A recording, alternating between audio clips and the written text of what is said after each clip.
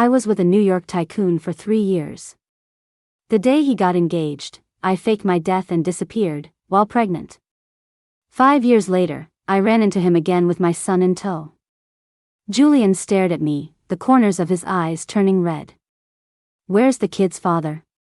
Dead. Good. Glad to hear it. That makes the kid mine now. I shifted uncomfortably, staring at Julian, who had appeared out of nowhere. We were in a poor, forgotten town on the outskirts of Miami. I didn't for a second think his showing up here was a coincidence. Julian tapped his fingers twice on the table. You've been dead for 5 years, and the kid is 4.5. Laura, tell me, who's his father? Actually, I cheated on you back then. Julian let out a bitter laugh. And who did you cheat on me with? He's dead. Good. Glad he's dead, Julian said, gulping down his coffee. Weren't you supposed to be dead, too? Died in a car crash, flew off a cliff, body never found. They even issued a death certificate. Julian ripped a thin chain from his neck and slammed it on the table. Is this fun for you, Laura? Do you have any idea I almost believed you were really dead? My gaze fell instinctively to the chain on the table. On it was the diamond ring he had given me all those years ago. My heart stirred, but before I could speak, Julian did. Come back with me. Julian was tall and long-legged, his 6'3" frame blocking all the light in front of me. He was out of patience. Or do you want to play hardball? That bastard. I knew when to fold. There was no winning a fight with him. I quickly packed a few things, and soon Mark and I were on our way back to New York with Julian. It was summer vacation anyway. I just treated it as a trip. It wasn't until the stretch limo entered the gated community that I snapped back to reality. Even after 5 years, I still knew the way to Julian's house by heart. Mommy. Mark had slept the whole way. Seeing his soft, sleepy face melted my heart. We're almost there, sweetie. We're going to stay at this uncle's house for a few days, and then we'll go back home soon, okay? Julian's voice was menacing. Where else do you think you're going? Home. This is your home, Julian insisted. I turned my head away and said nothing.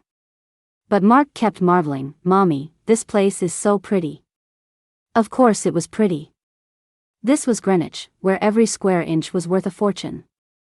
The flowers were in full bloom, and the garden was a riot of color. If you like it here, Mark, you can live here with Mommy. Mark replied with a touch of pride, I like it here, but I'll do whatever Mommy says. I'll go wherever Mommy goes. My heart swelled, and I shot Julian a proud look.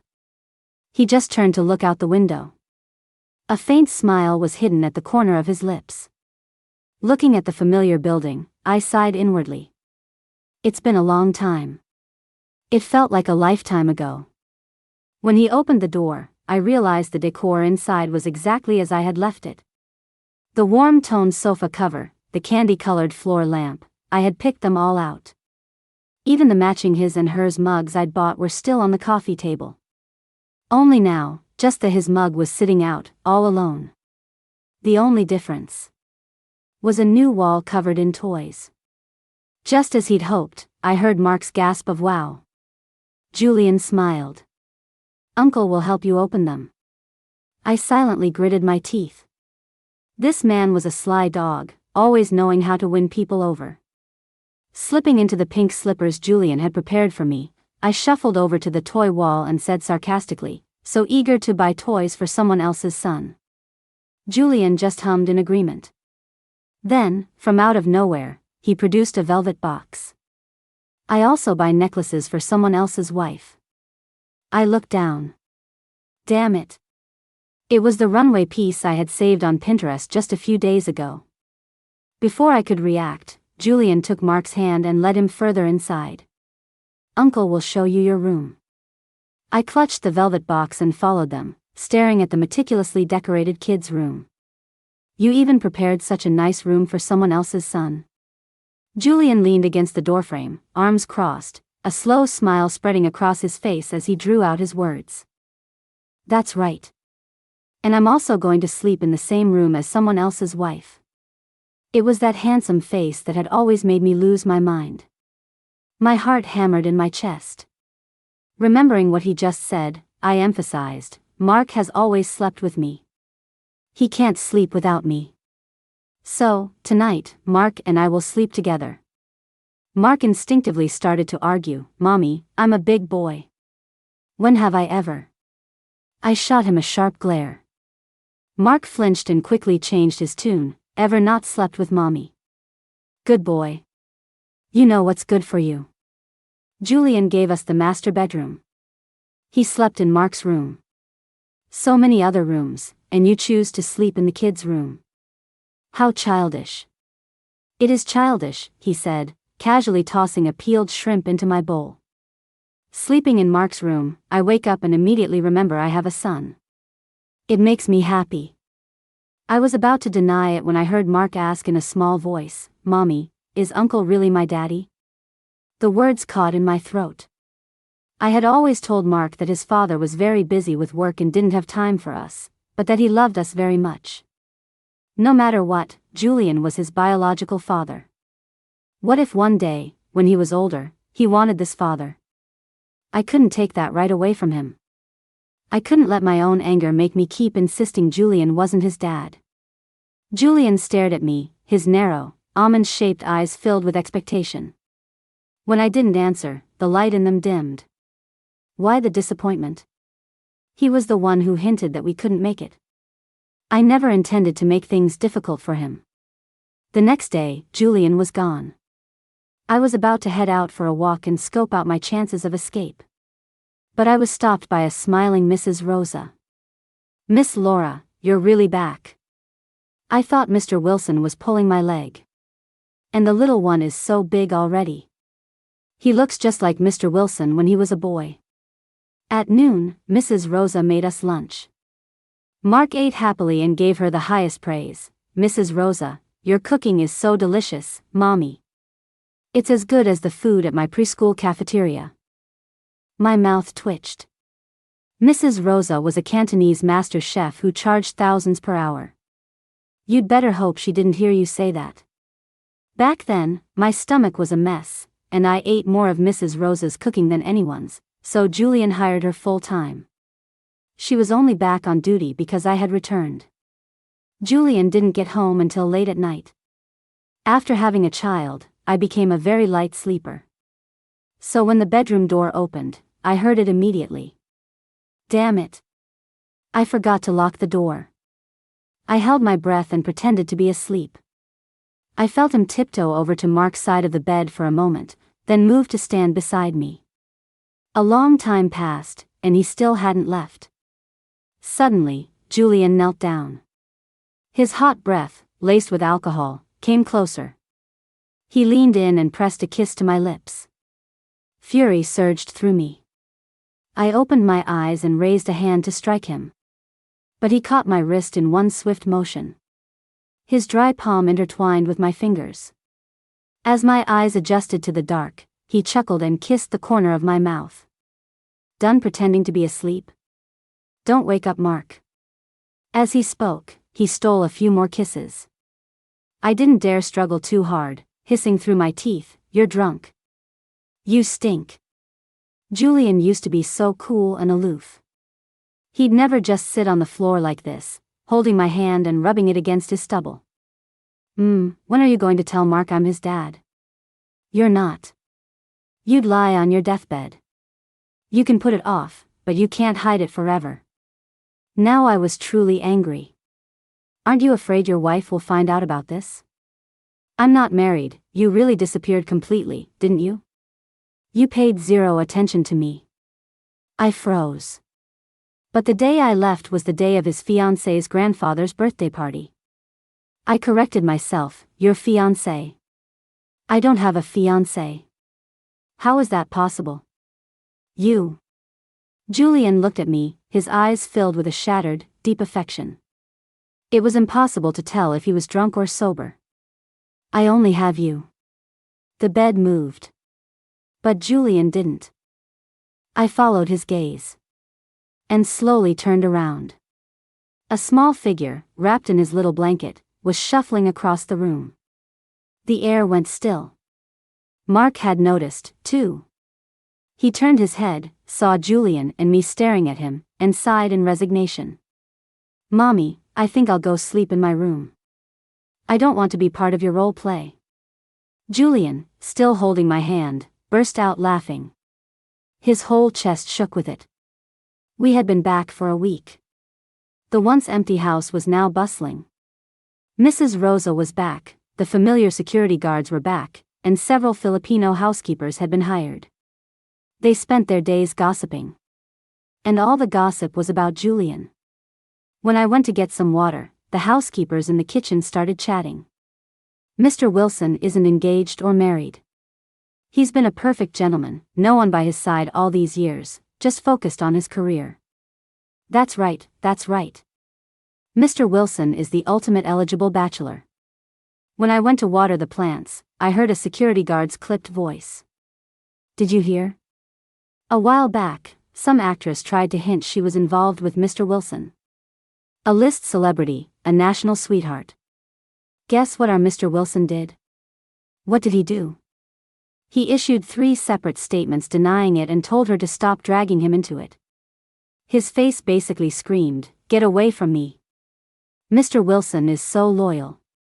Even with his wife and kid away, he kept himself in check. What a good man." Julian was very busy. But whenever he had free time, he stayed home with us. If I ignored him, he'd play with Mark. He helped Mark build Lego sets and showed him the stars. He bought a $1 million telescope without a second thought and could tell a story about every constellation. These were all things I could never give Mark. I only learned about Legos after I started dating Julian, toys for both kids and adults, and ridiculously expensive. And I knew nothing about astronomy. That was a hobby for the rich. The only lesson I ever learned growing up was, what's the point of a girl getting so much education? I thought I had given him the best I could, within the limits of my own world. But my world was so very small. I knew how hard it was to break through class barriers. And I knew even better how painful it was to accept that you were born ordinary. I actually had a decent amount of money, just not that much. Should Mark really stay with me and give up the incredible fortune, both material and intellectual, that was right in front of him? Julian was always watching me. Seeing my spirits sink, he nudged Mark, who was stargazing. "Mommy's in a bad mood, but she won't talk to me. Can you go cheer her up for me?" I was taken aback as Mark rushed over, pulling me down to his level. He planted a loud kiss on my cheek. Then he whispered in my ear, "That was from Daddy." My hand, holding his, froze. Julian, of course, didn't hear that. He just stood a short distance away, looking at Mark and me. As if we were his entire world. My mind was a mess. I got up in the middle of the night. I'm a novelist, and my buffer chapters were almost gone. If I didn't write, my readers would be after me. I put on my silver-rimmed glasses and sat at the bar, typing away. Julian came out, too. His tablet displayed a dense spreadsheet, and a matching pair of silver-rimmed glasses perched on his nose. Still up? I didn't want to talk to him, my fingers flying across the keyboard. "I'm busy." "Busy with what?" "Nothing." Julian took a sip of water. He was determined to make conversation. "How do you support a child if you're not busy? You didn't even take a single credit card." "I took your mother's card." "And you never used it." "It wasn't that I wouldn't use it, but I just didn't need that much money at the moment. If there was ever an emergency, I would have used it without a second thought." Julian didn't come closer to look, asking again, "Busy with what?" I ignored him. He chuckled. "Huh, not gonna tell me?" He opened his phone, switched to a dramatic narrator's voice, and enunciated each word: "Shining star, the CEO's feisty bride. The chase, the president's 99th runaway wife. Transmigrated into a reality show, the film queen slays. My fingers froze. My face turned beet red. Those were the embarrassing web novels I wrote. Julian. Furious and mortified, I leaped up to snatch his phone. Julian's eyes curved with laughter. I didn't get the phone, but I did fall right into his arms. Julian's arms wrapped around my waist, holding me tight, not letting me move. The faint scent of cedarwood cologne filled my nose, making it tingle. It wasn't that I hadn't missed this embrace. He held me. His hot breath fanned the skin behind my ear. I looked up at him, furious. Let me go. Julian raised an eyebrow. Don't be cute. I was livid. Are you going to let go or not? Give me a kiss and I will. Let go, let go. My antics made him laugh, his chest vibrating. You're so cute. I'm not letting go. I was about to cry from frustration. How can you be like this? He used to try to coax me before. But he always maintained a certain distance. Definitely not this shameless. They're well written. What are you shy about? Julian's deep voice rumbled. This one is the best. The Years with You. Hearing the relatively normal title, I stopped struggling. Julian asked softly, is it based on us? If you say yes, I'll tell you anything you want to know. The villa window was open. A summer breeze carried the fragrance of the garden's flowers. The scent pulled at my memories, and for a moment, I felt like I was back in a time long past. I met Julian 8 years ago. I was born in a small coastal county near Miami, where the main industry was drying seaweed. In a family that prized sons over daughters. Actually, my name wasn't Laura. My birth name was Sorrow. As in, the sorrow of my existence. My brother, born a year after me, was named Kevin. As in, to bring glory and honor to the family. I overheard the town gossips talking about the meaning of our names. Back then, I didn't understand why my own parents could hate me so much. Only later did I realize. Ignorance was the original sin. Girls in my town were branded as tools by their parents from birth, with names that meant things like bring a brother, hope for a boy, and longing for a son. From a young age, I felt my parents' disgust and favoritism. I never had new clothes, they were always my mom's old, worn-out things, altered to fit me. Patched over and over again. But my brother got new clothes every season. My parents worked in a factory, and their combined monthly income was less than $2,000. But they never hesitated to buy my brother sneakers that cost $300 or $400. I, on the other hand, wore sandals even in winter, my hands and feet covered in frostbite. My brother would gorge himself on fried chicken, his mouth greasy. I only had plain porridge and vegetables. If I got desperate with hunger and secretly tore off a piece of chicken skin, I'd be scolded for being shameless.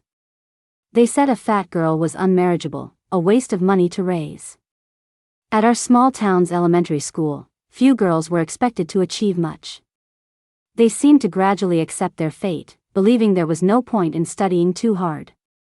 After all, they would get married when they came of age. Their lives were confined to this tiny patch of land, with no other possibilities. But some of us refused to give up. From a young age, I had only one goal. To climb. To get out. The world was vast, surely there had to be more to life than being sold off, married, and having children. Later, I stumbled upon a quote. What is the first step to becoming a novelist? To have a less than perfect family. In middle school, I read a few novels. That's when I got the idea to write a story of my own. I poured my family life, my experiences, and my dreams into a diary. I wanted to be a writer. Then, my diary was discovered by my teacher. After confiscating my diary, Mrs. Davis called me to her office. I was a little scared. The diary was filled with secrets I could never speak aloud and dreams that, at the time, seemed embarrassingly wild. My anxiety quickly dissolved under her gentle smile. She handed the notebook back to me. That was physics class. You shouldn't be doing other things during class. She paused, then smiled. I only read one page, but it's very good. You have a real talent. Promise me you'll write during reading period next time, okay? I was stunned, my head snapping up to meet her eyes. Mrs. Davis was about my mother's age, but the way she looked at me was completely different from my mother's usual gaze. When she looked at me, even the lines around her eyes were gentle. A warmth spread through my chest, and I nodded vigorously. I had always believed that if I just worked hard enough, I could gradually escape my situation. Until one day, I overheard my parents talking to our neighbor. The neighbor said, "Once she finishes 9th grade, you've done your duty as parents. A girl gets a bit of education so she can teach her own sons later. A girl is never really part of the family anyway. The right thing to do is get her into a factory to earn money and help out Kevin. She's old enough. Why is she still spending money instead of earning it? Who raises a daughter like that? Sorrow is a pretty girl, plenty of boys have their eye on her. You can ask for a high price, and that'll help pay for Kevin's future wife. Once she's married, she'll settle down, have a baby, serve her husband, and live a good life. Isn't that how life is? Then Kevin's wife will give you a big, healthy grandson, and you can just sit back and enjoy your golden years." Outside, there was happy laughter. It was the first time I had ever seen my mother smile so joyfully. She was captivated by the life the neighbor described. But standing behind the grimy, narrow window, I just felt a chill creep into my bones. So even with my good grades, my parents didn't want me to go to high school. I knew what happened to the girls who dropped out of school early. They married young, had children, and the stretch marks on their bellies became the stuff of my nightmares. If they were lucky, their husbands were hardworking. If not, the men would come home, flop onto the bed, and wait to be served. Some of these girls weren't even 20, a crying baby strapped to their back, their hands expertly working over pots and pans, while their husbands, annoyed at their slowness, would kick them from behind like a donkey while playing cards. Worse yet, if the first child was a daughter, they'd get pregnant again before they even recovered from childbirth, all to produce a son. And the daughter would likely be given a name related to brother, a casual and tragic label. When she grew up, she would just repeat her mother's life. I heard my parents' plans.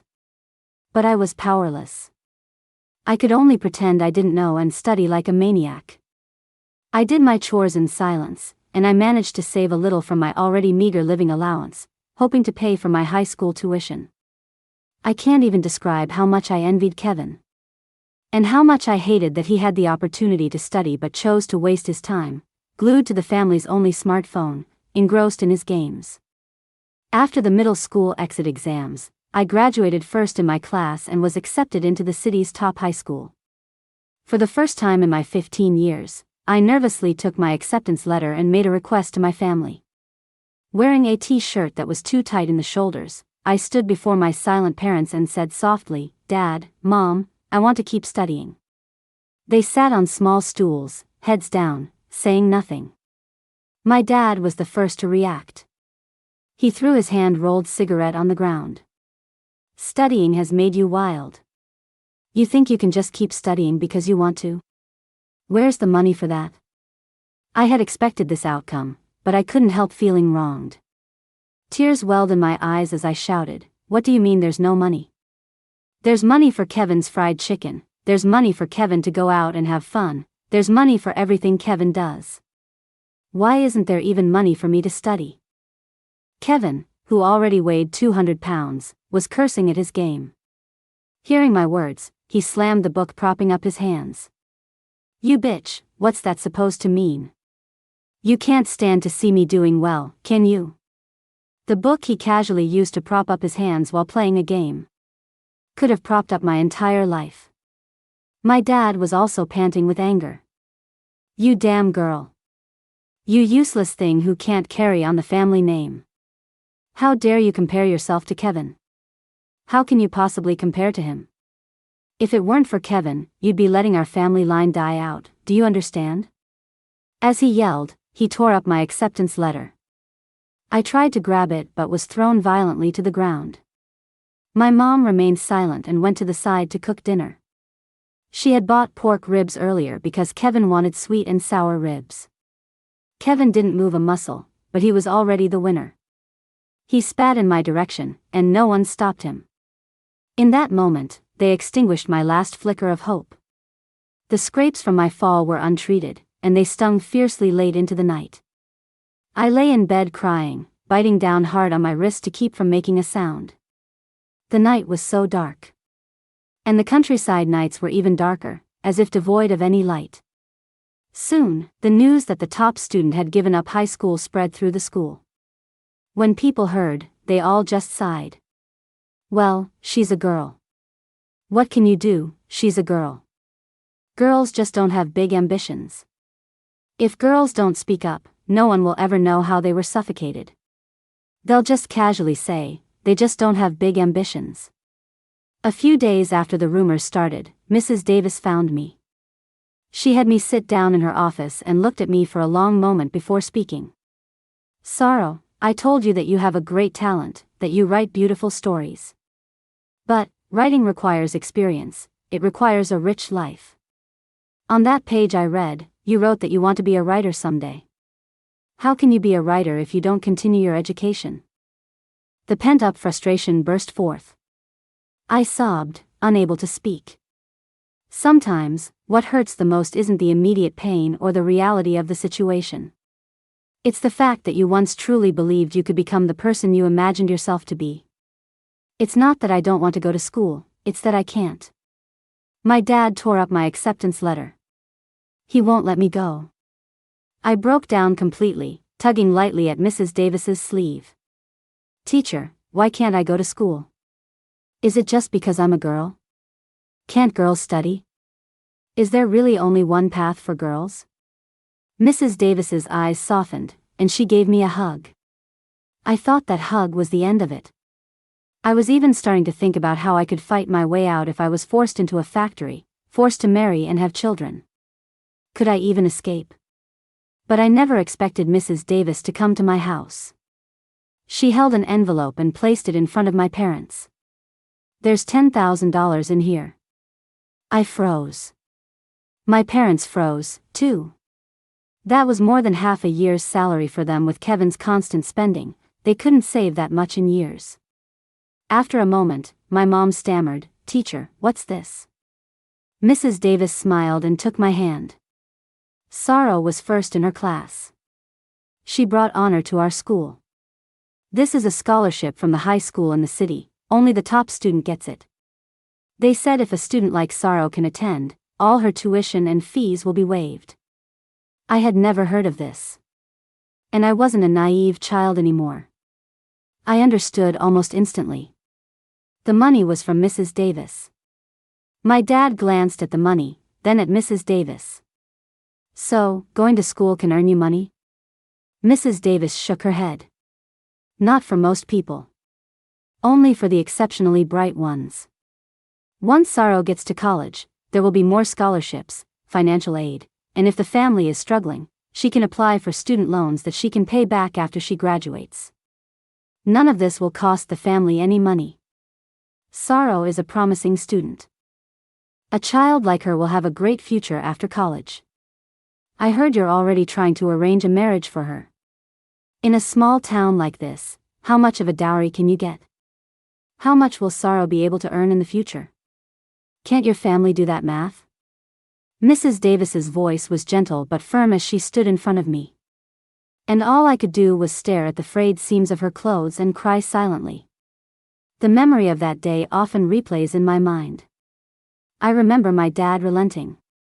I remember my mom snatching the money, licking her finger to count each bill. I remember walking Mrs. Davis out later, and her pulling me aside at the door. Seeing no one was following, she secretly handed me a bank card. What are you crying for? No crying. You just focus on your studies and move forward boldly. I discussed it with my family. We'll cover your expenses through college. Consider it a loan. You'll have to pay it back in the future, understand? I wanted to study so badly. Clutching the bank card, I nodded through my tears. I understand. Mrs. Davis smiled gently and patted my head. Ahead of me were specks of light. Behind me, an endless night. Standing on the line between light and shadow, I wailed. And I made a silent vow to never let her down. High school was even tougher. But the good thing was, I chose to live in the dorm. I didn't have to do housework or farm chores, didn't have to face those three faces, and could put all my energy into studying. On weekdays, I studied relentlessly. On holidays, I worked part-time jobs. Mrs. Davis would regularly deposit money into my account. When she saw how little I was spending, she would call and tell me not to be so frugal, that I should buy what I needed. I knew Mrs. Davis had a son in college and her husband was also a teacher. Teaching in a small town, their salaries weren't high. I was already immensely grateful just to be in high school. How could I bear to spend more of her money? High school wasn't just for kids from the town, there were many girls from the city. Their faces were full of innocence and energy. Only when I saw them did I realize that the saying "youth knows no sorrow" was real. While they were scheming about how to get out of wearing their school uniform pants, which stores had the cutest clothes, and which bubble tea was the best, I was busy trying to find ways to print out practice exams from big city schools. I gnawed on dry bread while I studied, wishing I could devour the books in front of me. When I was truly exhausted, would write down the wild thoughts in my head, one by one, in my diary. That was the sweet aftertaste in my bitter life, recording my hopes and dreams for the future. Those were 3 years of being an outcast. 3 years of not having friends, of being ostracized. 3 years of having fleeting teenage crushes, only to brutally suppress them. Studying was hard, but was it harder than life itself? I thought of that dim, oppressive home, of my room that was half the size of Kevin's, of him stuffing his face with snacks and cursing at his games. All those negative, terrifying things I didn't want to face also spurred me on, screaming at me to push forward. Telling me, don't look back. 3 years flew by. On the day I finished my final college entrance exam, I realized the leaves on the trees were green. A lush, vibrant green. The ordinary tree-lined streets of the high school were a beautiful sight I hadn't had the time to appreciate in 3 years. I stood in the setting sun, tears streaming down my face amidst a crowd I never fit into. Mrs. Davis stood at the east gate of the school, waving at me from a distance. I ran to her and gave her a huge hug. The exam results came out quickly. I scored a 688. A 688 in the humanities section, a score I had never dared to dream of. The first thing I did was share the good news with Mrs. Davis, sobbing uncontrollably. Meanwhile, Kevin, then a sophomore in high school, weighed over 220 pounds and spent his days lying in bed playing games. His bed sheets were grimy, and his clothes were stained with snack crumbs and grease that wouldn't wash out. He hadn't showered in who knows how many days, and when my mom tried to tend to him, he would just snap at her for being in the way. I couldn't understand why, despite everything, my brother was still their treasure. And no matter how hard I tried, they never saw me. I applied to a university in New York, just across the river from my hometown. People from the city and the village came to congratulate me. Local entrepreneurs, vying for media coverage, offered me scholarships named after their companies. All of that money went into my parents' pockets. They were overjoyed, bragging to everyone about how correct their decision to let me continue my education had been. I wasn't surprised at all. Before the semester started, Mrs. Davis took me out to dinner. She was as gentle as ever, constantly putting food on my plate. Seeing the silver strands in her hair made my heart ache. After hesitating for a long time, I whispered, "Mom." Mrs. Davis's hand paused. Under the light, she looked at me, her eyes clearly welling up. I repeated it, louder this time. "Mom." "Yes, my dear," she answered. My parents had heard from somewhere that my education had made me wild and that I wouldn't care for them in the future.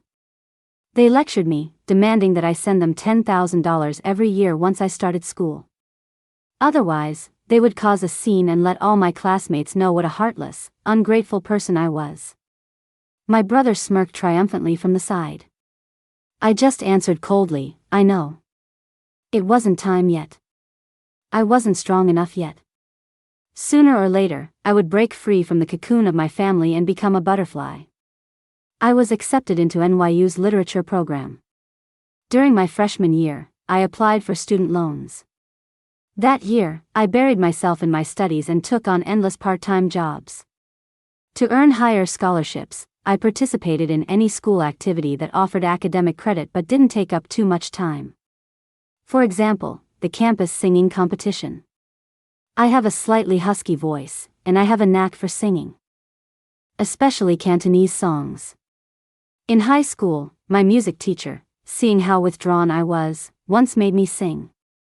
He even joked that I was a young Janice Vidal.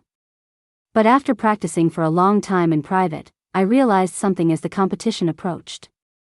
At a university, especially a top-tier one, many competitions are not just competitions, they are a young person's first step into the social arena of society. Many distinguished alumni came to present awards, mostly high-level executives, children of officials, and the wealthy elite. The student contestants pulled out all the stops, dressing in their finest. It wasn't that I was vain, but at that time, I didn't even own a decent dress. To participate, I rented one. It was the cheapest dress in the rental shop and didn't fit quite right. The day of the competition was Christmas Eve. Malls and shops were decked out in Christmas decorations. There was even a huge Christmas tree in the academic building.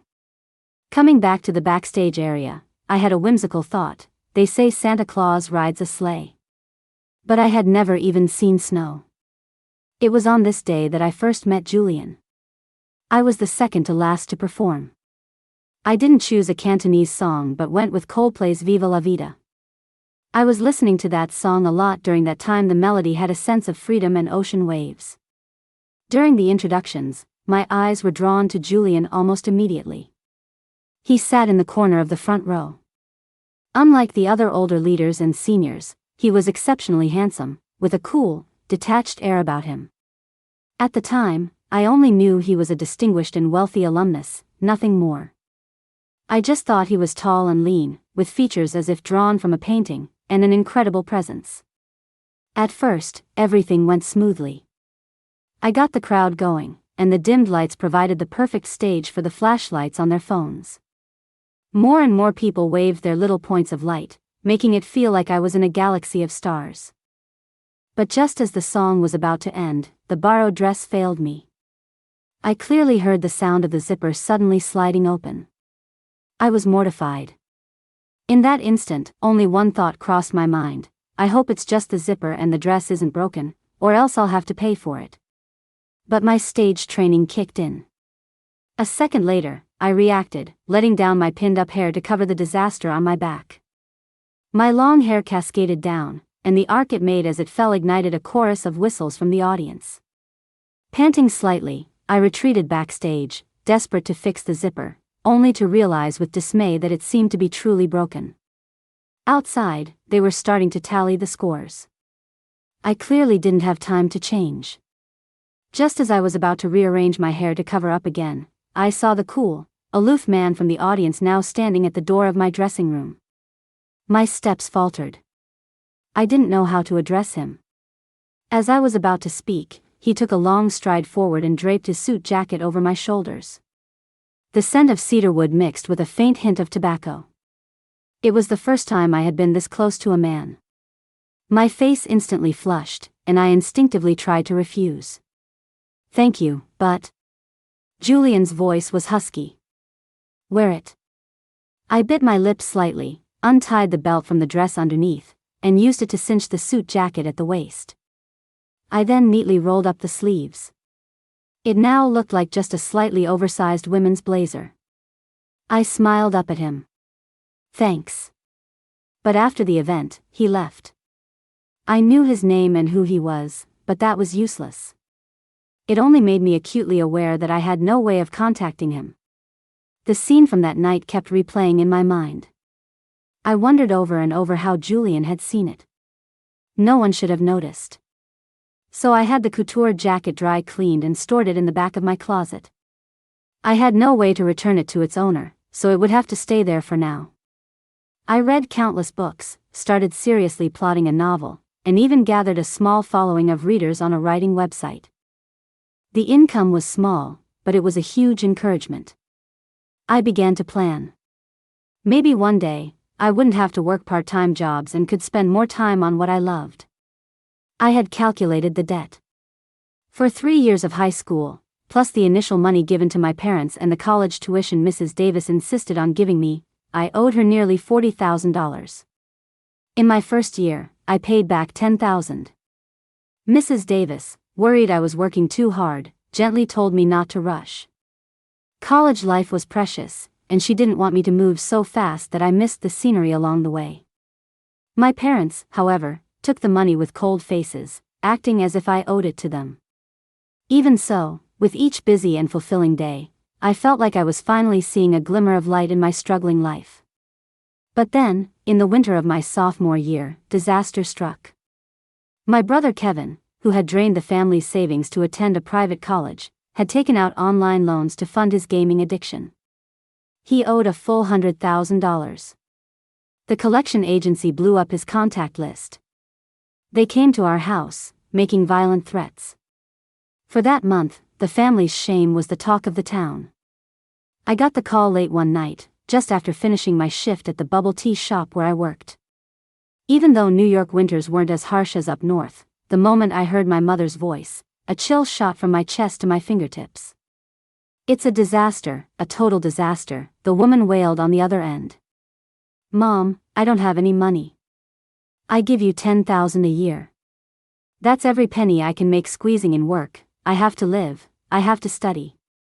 The wind blew tears from my eyes. To save money, I spend less than $7 a day. I was cut off.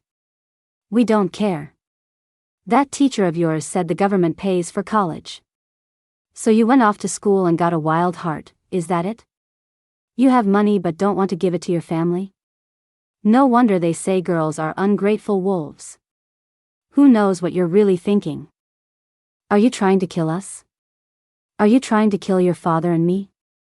The words I wanted to say died in my throat. How ridiculous.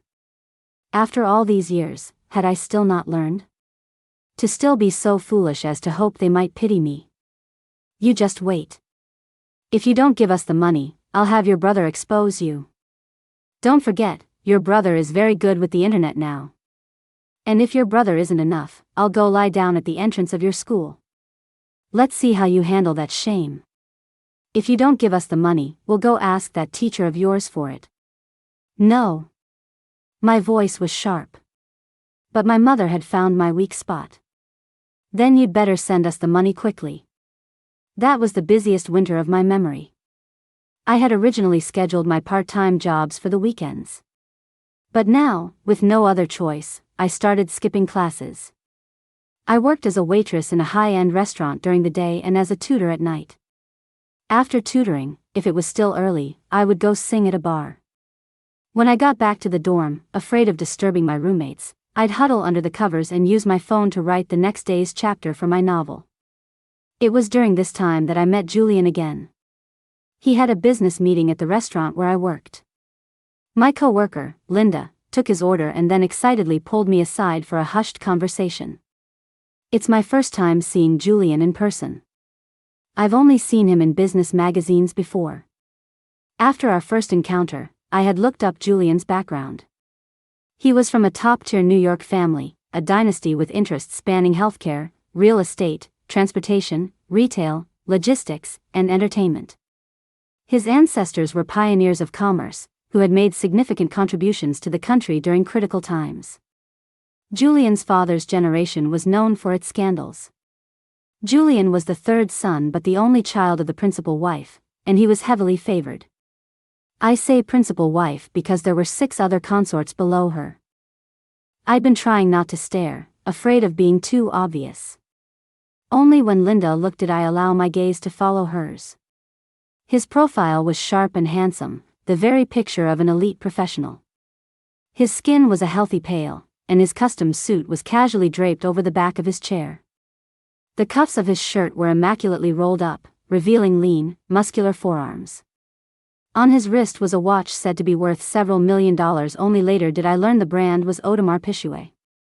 He looked both relaxed and serious, a palpable distance between him and everyone else, as if shrouded in a fine mist. He was nothing like the typical trust fund kids you saw online. He wasn't fussy like you'd expect.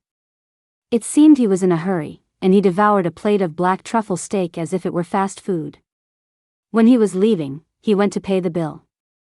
I brushed past him, but he didn't give me a second glance. It was just an ordinary, passing moment. I never imagined I'd see him again in less than half a day. During the day, I was in a crisp white shirt and tasteful makeup, working at a fancy restaurant. By night, I was in a leather jacket and smoky eyeliner, singing on a bar stage. I sang the first set. After midnight, this stage would feature pole dancers. The bar's lighting was dim and seductive, designed to make people drunk and amorous. Julian sat at the central booth, his features sharp and deep. His narrow, almond-shaped eyes were framed by long lashes, his gaze dark and distant. Our eyes met a few times. He held an unlit, slim cigarette between his lips. I recognized the person sitting next to him, the same man he had been meeting with earlier that day. The others at the table also looked distinguished, clearly wealthy and influential. That night, I sang songs by a soulful artist. My voice, with its smoky quality, was well suited for them. But for the last song, for reasons I couldn't explain, I sang Viva la Vida. I noticed Julian suddenly look up, his eyes fixed on me. That night, he didn't invite me to his table. But he did buy me a drink. For a while after that, he came every day. And every day, he bought me a drink.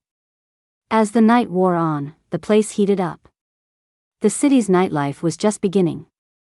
After taking off my makeup, I was in the back when Sasha, the bar's co-owner, handed me a slip of paper. It had an address written on it. With a red lipstick smile and a cigarette between her fingers, she looked at me and said calmly, "Mr. Wilson wants to see you." 20,000. I hadn't been singing there for just a day. I knew what she meant. The $20,000 left me stunned and a little ashamed. After all, I had only wanted him to remember me, for reasons I hadn't even figured out myself. It was definitely not to start this kind of relationship. I sighed, feeling I'd made a mistake. "Thanks, but Sasha, I'll pass." Sasha raised an eyebrow, unsurprised. "It's fine, Laura, don't worry about it. His crowd, they get it. They don't force anyone." After starting college, I went by Laura. Mrs. Davis had suggested it. She said the name came from the Greek word for a green shoot, symbolizing new growth and light. She hoped my future would be bright and beautiful. The night was as dark as ink. Sasha spoke again. "Julian himself isn't a player, and he's handsome. You wouldn't be losing out. What he can give you casually might be more than you could ever earn in a lifetime of hard work. Life is a mix of effort and luck. The world is full of unspoken rules. Everyone pretends to look down on them, but when the opportunity lands in their own hands, how many can stay so noble? This could be your luck. Are you sure you want to pass?" Sasha had been on her own since she was 15. Now she was 34. She had clawed her way up for 20 years and had friends from all walks of life. I had heard many of her stories and knew her words weren't without reason. But still. "I'll pass." Back then, I knew one thing for sure. Every gift from fate comes with a price tag attached. So I smiled and replied, "Sasha, even if some things come my way, I might not be able to handle them." Sasha gave me a long, deep look, her red lips parting. She finished her cigarette and said no more. I thought that after my refusal, that would be the end of it. But just then, Mrs. Davis got sick. Lung cancer. I was rushing from the restaurant to my tutoring student's house when I got the call from Mark. He was Mrs. Davis's son. A few years older than me, he had just graduated and entered the workforce. Over the summer, I'd heard Mrs. Davis say he'd gotten a stable job at the city hall. Her eyes had been full of relief. Years of hope had finally paid off. With me in a good university and Mark with a job, she could finally look forward to a peaceful retirement. But now, she was sick. Mark's voice was strained. When my mom decided to help you back then, our whole family supported it. But now she's sick. I don't have much savings, and my dad's not well either. He has high blood pressure and needs medication constantly. I'm calling because I have a difficult request. The money my mom lent you, could you pay it back? It's not urgent, I can hold on for a bit, I just wanted to let you know. His voice grew quieter. He ended with a bitter laugh. Laura, I didn't have the face to ask. My mom told me not to. But we're at a dead end. My dad is planning to sell the house. It felt like a hard slap across my face, stinging and hot. My lips trembled, and I felt a surge of heat in my eyes. But the words that came out were chillingly calm. Is Mrs. Davis okay? She's stable for now. She might need to go to the state capitol for further treatment. How much do you need? His voice was pained. Insurance will cover some, but we have to pay up front. The surgery costs are manageable, but the follow-up treatments. We're trying to figure it out. On your end. Okay, I said, my voice soft and reassuring. Don't worry. I'll figure something out. I didn't hear the rest of what he said. That night, I went to the bar to sing as usual. Julian, who had been gone for over 2 weeks, was there again. And once again, I sang Viva la Vida. Before, it was without reason. This time, it was with purpose. Hearing the melody, Julian stopped talking to his friends, his gaze turning dark and unreadable as he looked at me on stage. After my set, the bar was buzzing, far more lively than it should be at midnight. For the first time, I didn't have time to take off my makeup. I grabbed the suit jacket from my locker and rushed out. Julian was no longer at his table. He couldn't have gone far. I didn't hesitate, pushing my way through the crowd toward the exit. It was a cold winter night, but sweat beaded on my forehead. Finally, under a streetlight outside the bar, I saw Julian on the phone. He held an unlit cigarette, his features sharp and cold, but the warm, yellow streetlight made him seem less untouchable.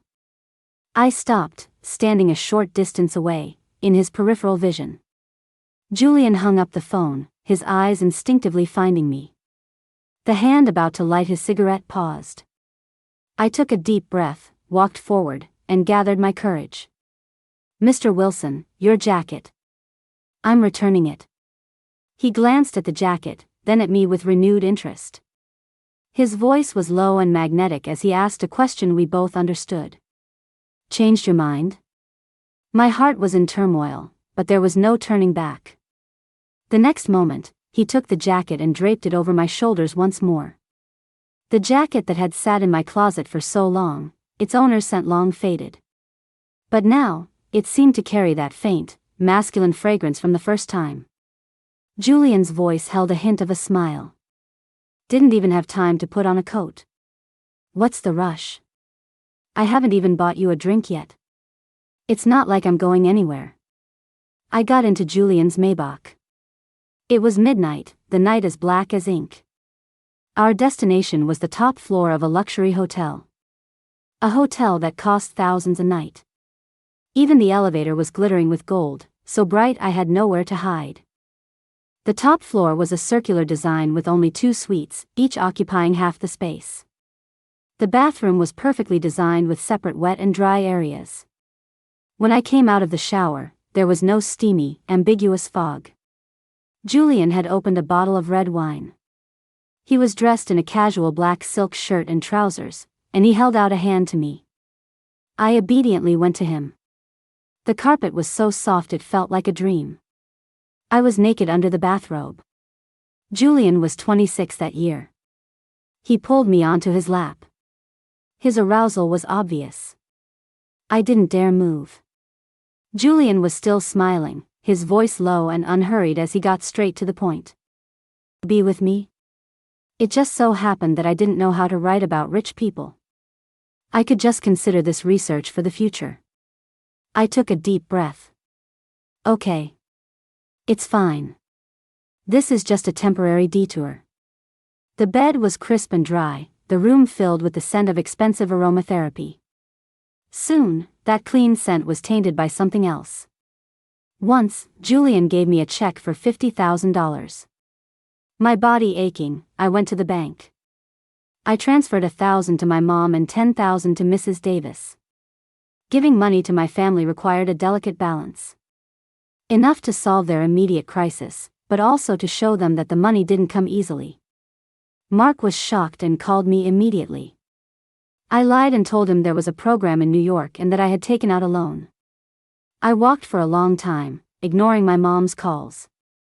I told them I would figure out a way to get the rest of the money. The pigeons in Midtown had disappeared after the temperature dropped. For the first time, I splurged on a taxi to the Grand Cathedral. A towering 250-foot statue of Mercy looked down with compassion, surveying the world below. Her eyes were half closed, 2 parts observing the world, 8 parts observing the self. The world was bustling, a sea of people. For the first time in my life, a life that had always been so goal-oriented, I felt empty and lost. In the beginning, Julian treated me like he was keeping a pet. We saw each other frequently, 2 or 3 times a week. He loved buying me clothes and bags, dressing me up the way he liked before taking me out to meet people. I didn't know many luxury brands, just a few I'd picked up from my part-time jobs. I knew some bags could cost hundreds of thousands, even millions, and were still impossible to get in wealthy circles, which astounded me. He enjoyed watching my naive surprise. It was the same in bed. The sheets would be damp, and I found I really liked making love with him. I never thought that derailing could be so addictive. He would work me into a tearful mess. Turn off the lights. But Julian's voice would be raspy as he'd laugh softly in my ear. You're beautiful, Laura. He was the beautiful one. In a daze, I would look at the man before me. His face, needless to say, was the one all the girls in New York's elite circles dreamed of marrying. And I got to see his body, toned from years of working out, with beautifully distributed muscles, unlike my own thin, malnourished paleness. My hands were still covered in the faint scars of frostbite and calluses. Looking back, I always felt like I was the one who got the better end of the deal. I wasn't obsessed with luxury goods and understood they were beyond my means. I just knew they were expensive and never dared to wear them to school. Luckily, I wasn't very social to begin with and was often working. I always changed back into my own clothes before leaving Julian's place. But there were always exceptions. One time, Julian drove me. He parked a little distance from the school as I'd asked, and I couldn't very well change clothes right in front of him. He never admitted it or denied it, but now he was being coy. Am I that embarrassing to be seen with? No.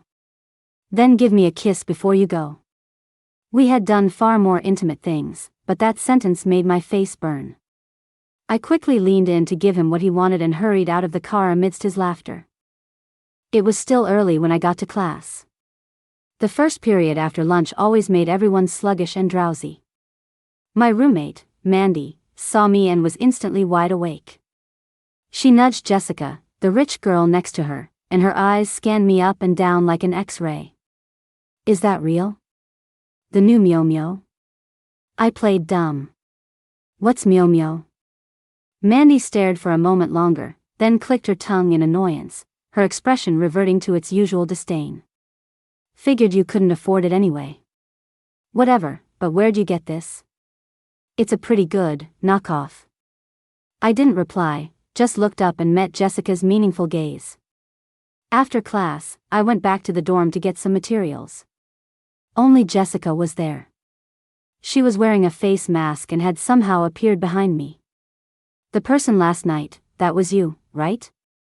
I froze.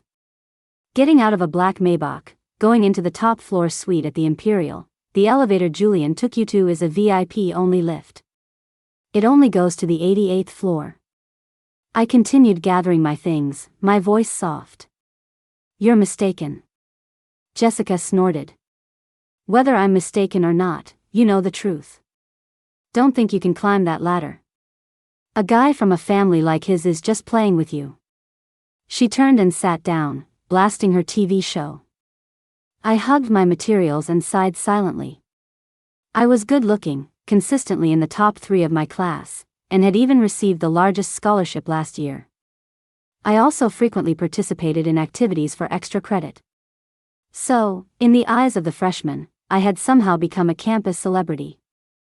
Jessica was pretty, came from a good family, but her grades were average. Because we were in the same dorm, we were often subject to others' intentional or unintentional comparisons. My background and my writer's habit of observing people made me sensitive to the hostility Jessica had always directed at me. Before, her hostility would dissipate when she saw me in my old clothes, working hard at my part-time jobs. But this time, I sensed something was off about Jessica's mood. I didn't think much of it, though. But within 2 days, a post exploded on the campus online forum. The post claimed that a certain overachieving student in the literature department, last name starting with R, who was always working part-time, was being kept by a sugar daddy. It included several secretly taken photos of me. My face wasn't clear, but my silhouette was obvious, and there was a careful comparison of the clothes I was wearing that day. The comments were not kind. They say it's hard for the poor to succeed. So much for her inspirational story. In the end, she couldn't resist temptation. Can she not tarnish the reputation of women? I'm so done. I noticed her a while ago, guess I was too late, bro, when the sugar daddy dumps her, hit me up. I'll pay, I just wanna try. Dude above, don't be so gross. You're a student at a top university. The one selling herself is the gross one. Is he some fat old slob? How can she even stomach it? At first, I didn't pay it any mind. But it just got worse. It got so bad that when I walked into a classroom, all conversation would stop. I started to feel anxious. My sense of shame wasn't as strong as it was in middle school. But the heavy feeling in my heart was impossible to ignore. I had worked so hard to escape that impoverished little town, to walk into the bright halls of a university. It felt like I had brought shame upon my own life. I wanted to tell my academic advisor about it, but I realized I had no grounds to stand on. Wasn't what the post said true? Instead, she was the one who came to talk to me. Laura, I know your family situation. You have excellent grades, and you work very hard. In this day and age, I can't feed you the poison pill that hard work guarantees success, but you need to consider the impact on the school's reputation. I fought back tears. I wasn't so shameless as to enjoy the benefits and then cry about my misfortune. But I never expected Julian to find out.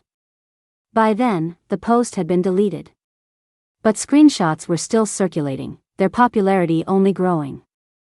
He noticed because even though his photo wasn't in the post, one of the cars belonged to his family.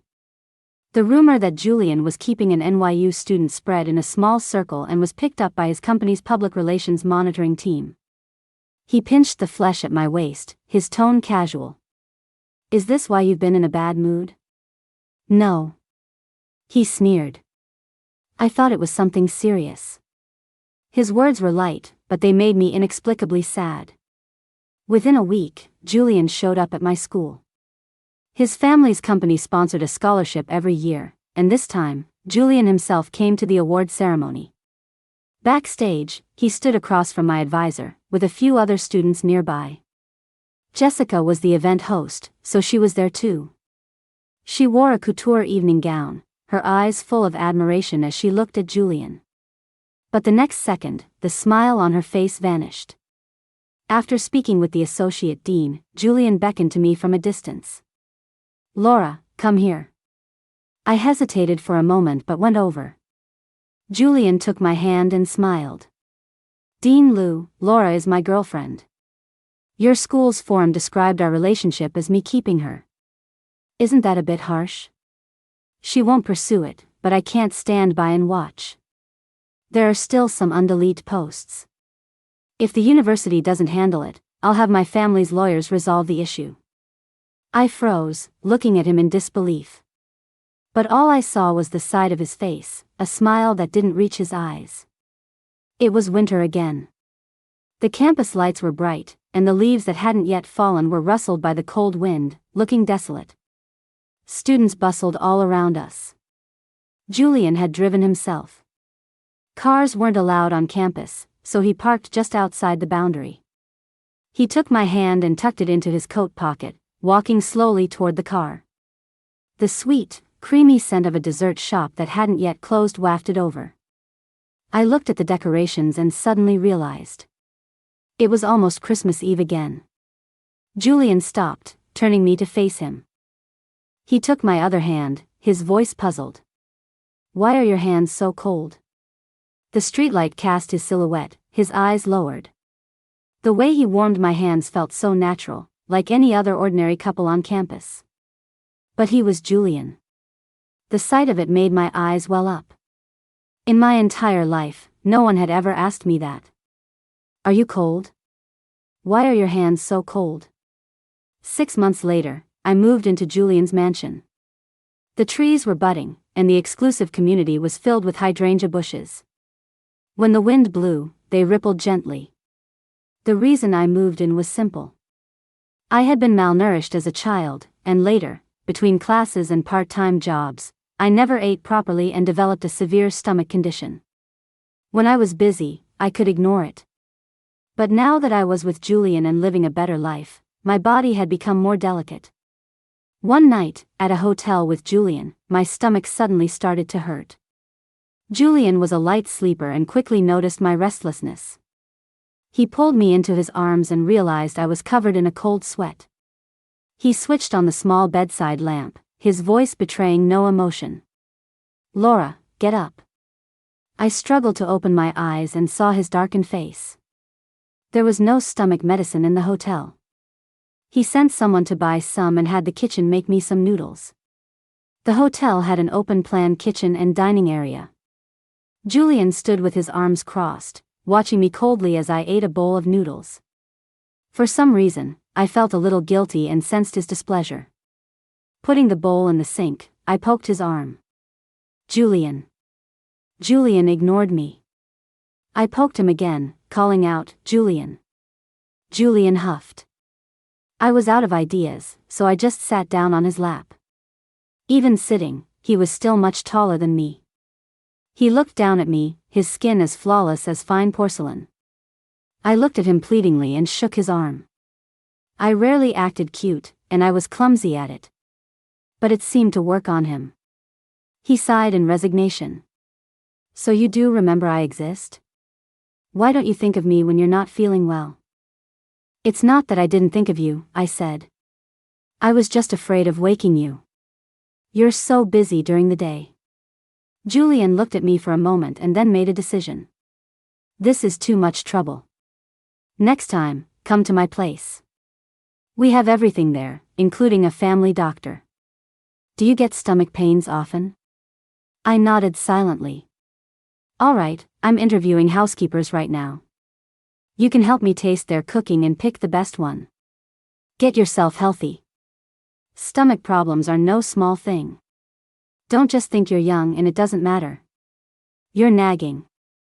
My comment made Julian laugh in exasperation. This is the first time anyone's ever told me I talk too much. And so, I moved into Julian's house. Mrs. Rosa was hired.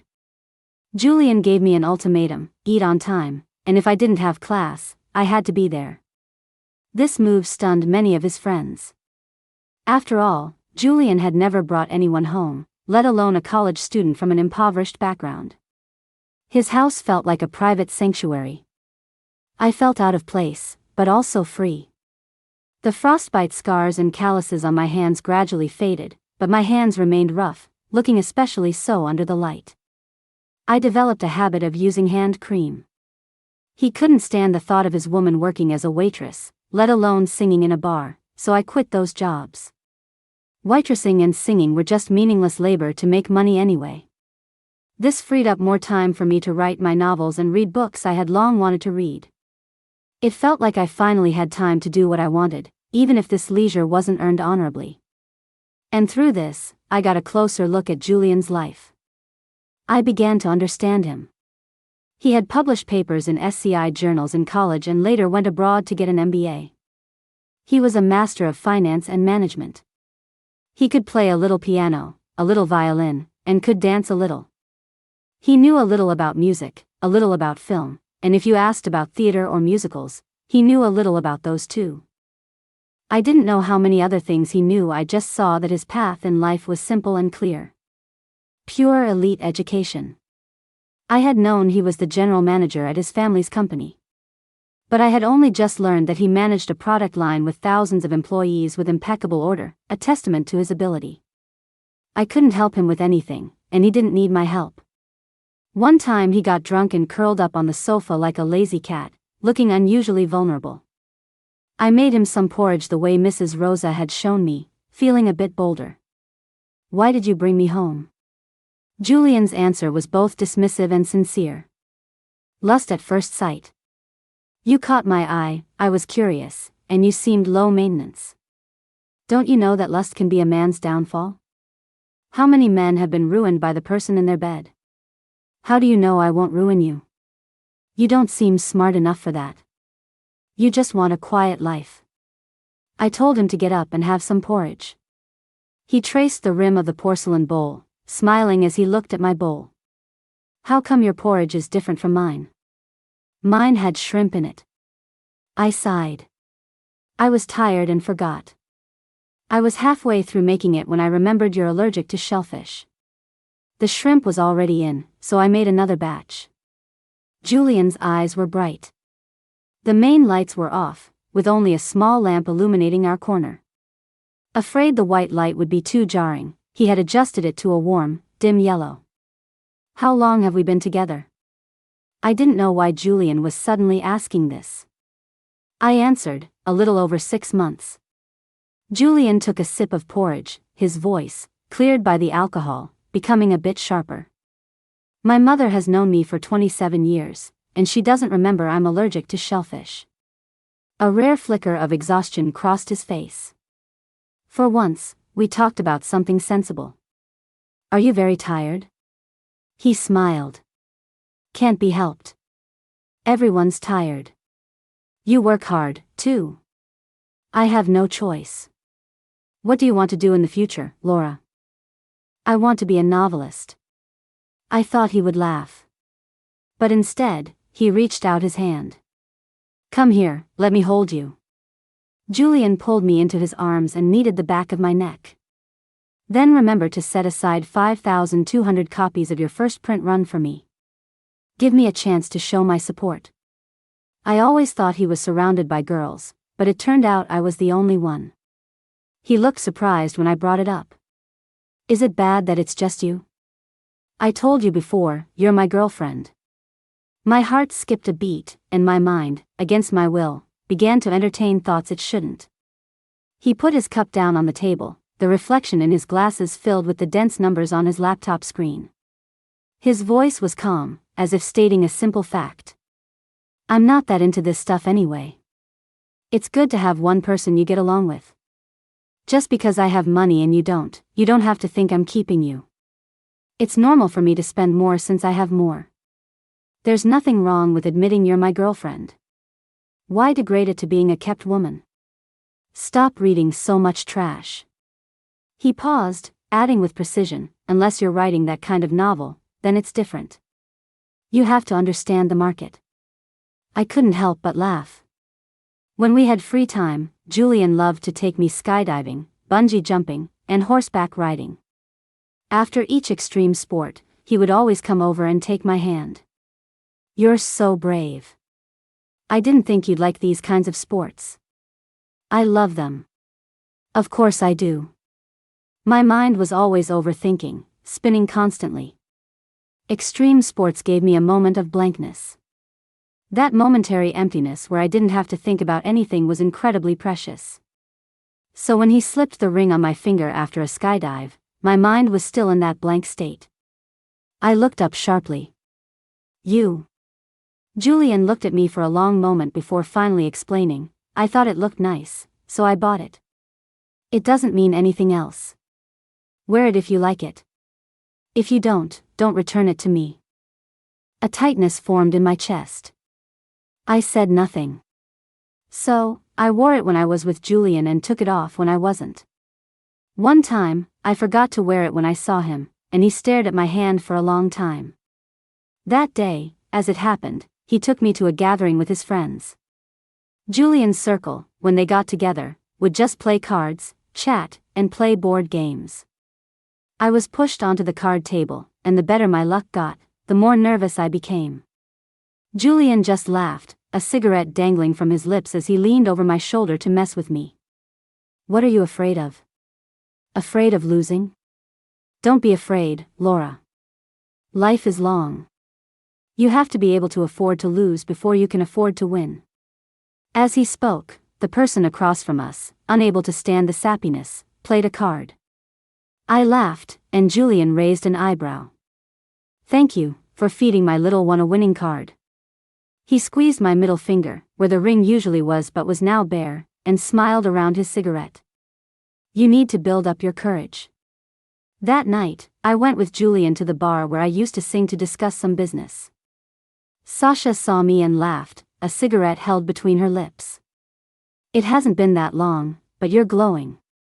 Was I glowing? I instinctively looked at my reflection in the mirror across the bar. And I was startled. I almost didn't recognize the girl in the mirror. Her face was no longer malnourished, no longer needing makeup to hide her hollow cheeks.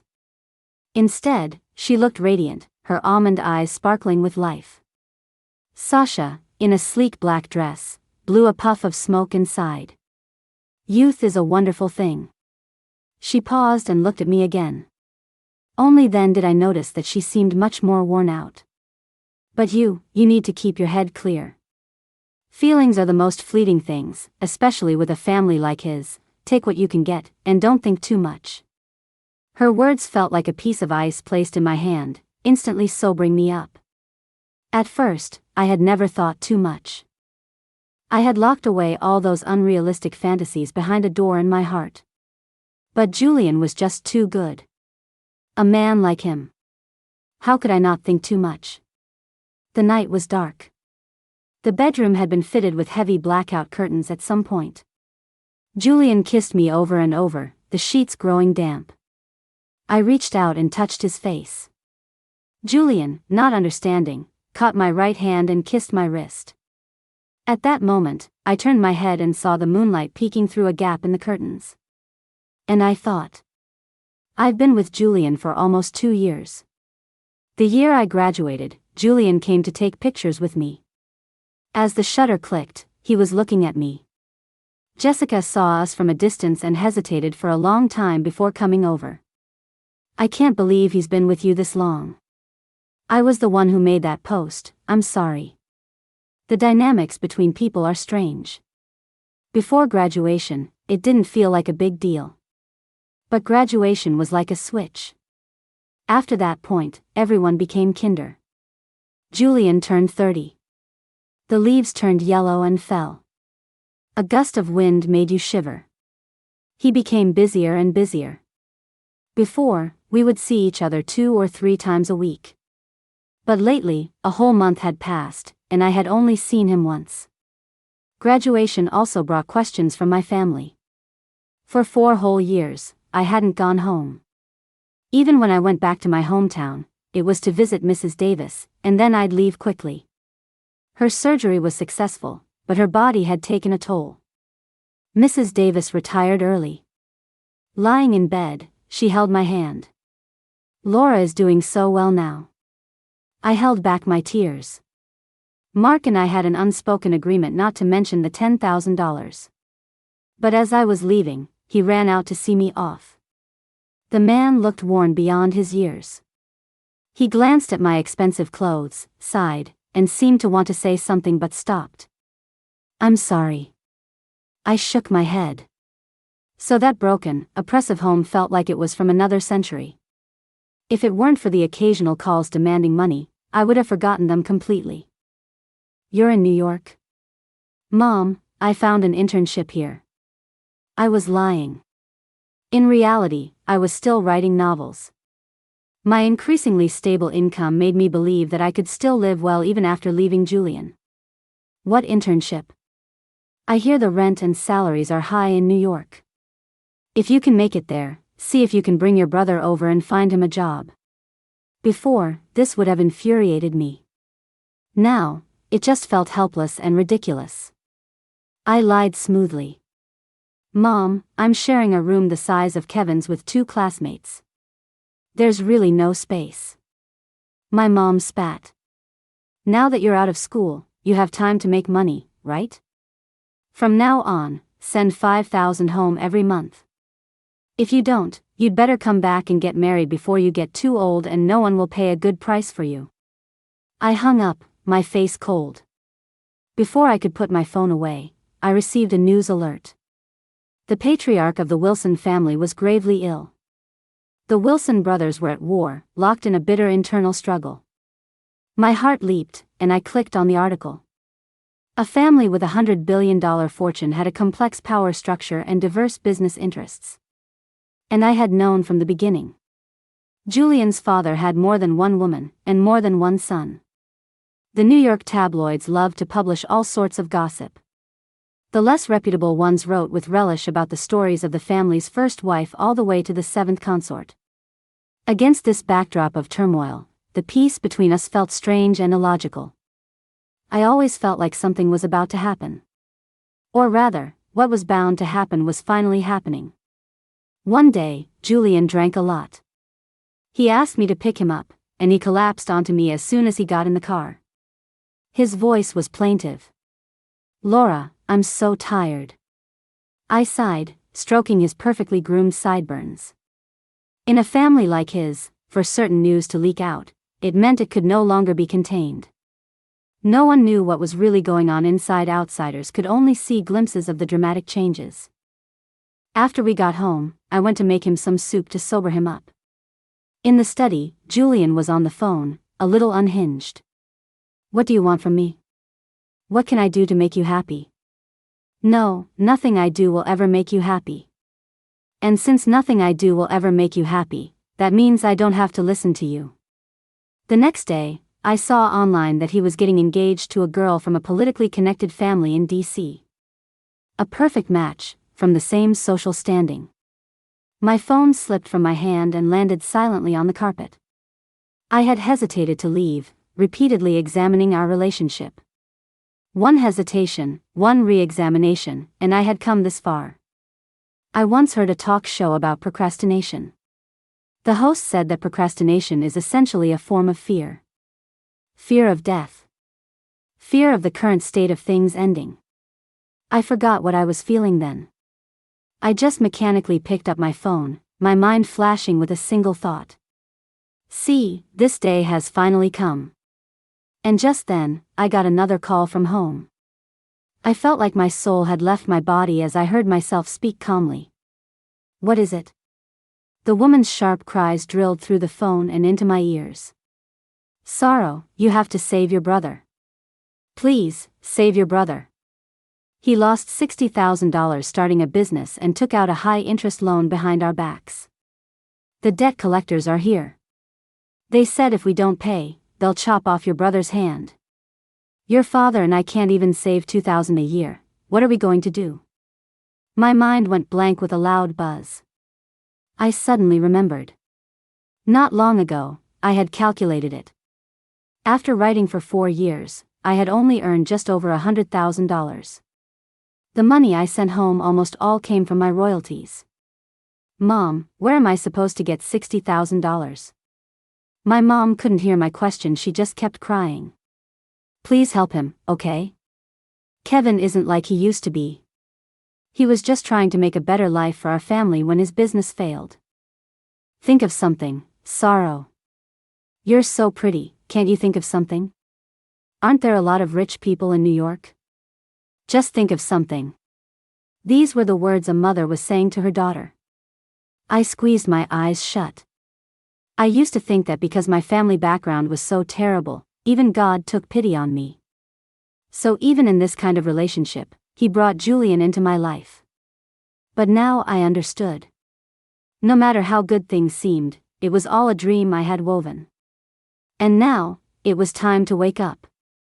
The day Julian's mother came to see me, I had just finished writing a serialized novel.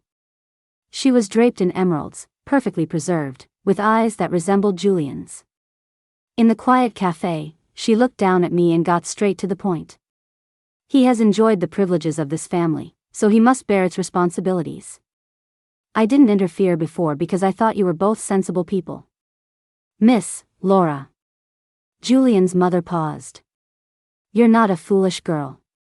You should think carefully about what he needs more right now, a fleeting romance, or a marriage that can secure his position. He either gets everything, or he loses everything. I can tell you, this world eats people alive. What can you give him? Your family can only drag him down. Your family's annual income isn't even enough to pay the monthly salary of the chef Julian hired for you. And that brother of yours. She scoffed. When Julian was younger, it was fine for him to play around. You seem like a sensible girl, so you should know what to do at a time like this. The daughter of the Lin family from DC is a very suitable match for him. I was the one who released the news of their engagement. I assume you've heard. Even though I knew my family's situation inside and out, hearing Julian's mother bring it up still left me feeling completely exposed. I said nothing, staring at the pleats in my dress. A woman in her position was no fool. She had different tactics for different women. For the gold diggers, she'd tell them they'd get nothing if they didn't play along. For the proud ones, she'd tell them they were never equals. After a long silence, I said to her, if Julian tells me to leave, I'll leave. She laughed. Think it over carefully. In that moment, a montage of scenes flashed through my mind. My upbringing, my efforts, my time with Julian. It was only now that I realized fate is the most elusive thing of all. The girl who had struggled to read by the faint glow of a streetlight 10 years ago could never have imagined she would be here today. After leaving the cafe, I had originally planned to go feed the pigeons. I boarded a bus aimlessly. The autumn wind blew, and a wave of exhaustion washed over me. When I got off the bus, breadcrumbs in hand, I found I could barely walk.